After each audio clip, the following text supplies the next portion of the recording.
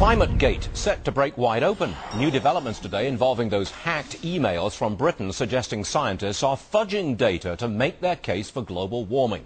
Republican Senator James Inhofe is calling for a full investigation. He joins me now by phone from Oklahoma. Senator, you've seen these emails at length. Do you believe that the climate scientists are trying to conceal evidence that works against global warming? Oh, that's been going on a long time, Stuart. In fact, I've talked to Neil about this over the years. 4 years ago, I made a speech on the Senate floor that almost mirrors what has been discovered in the last few days. And that is, I'd been approached for quite a while, many years now, since Kyoto, with really well-known scientists who have said that they were not able to have proper input, and several of them quit the IPCC, which is the Intergovernmental Panel on Climate Change that started this whole thing. So I think they've been cooking science for a long time, Stuart. Well, Senator, I know you've seen the emails, but for the benefit of our viewers who haven't, I'm just going to read brief excerpts from 3 of them.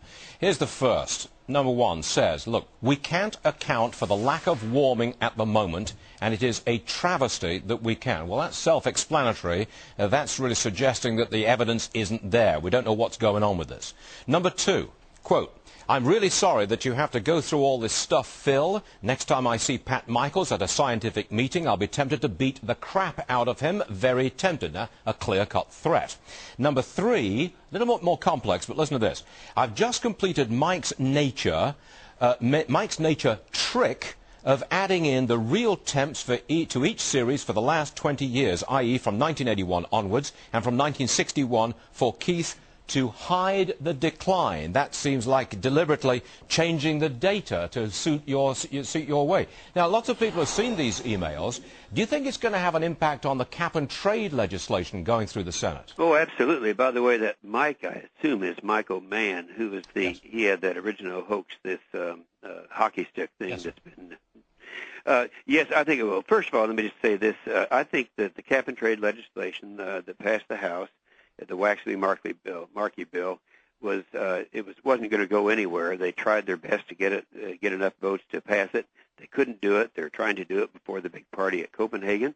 But now that this has come out, and if you go back and look at the speech I made on the Senate floor 4 years ago, this really just documents what I was suspected at that time. I would say yes, this would stop. I think that cap and trade was stopped anyway. People are just not ready to pass the largest tax increase in the history of America on something that's not well-founded. Senator, I believe you have an announcement fresh for us at Fox News. Can you go ahead with it, sir? Oh, yeah. Today, announcing the investigation, I'm the ranking member of the Environment Public Works Committee. We have sent out letters today to a number of government agencies, to the IGs, as a part of the investigation into the disclosure of emails and so forth. Also, we've sent them to the scientists whose names have appeared on some of the documents that have been revealed the last few days. And many of these scientists are scientists I'm very familiar with. They're the insiders of the IPCC that I think all along have been trying to avoid the real science in this whole notion about global warming. Senator Inhofe, we appreciate you being with us today. Republican from Oklahoma. Thanks very much, sir. Appreciate it.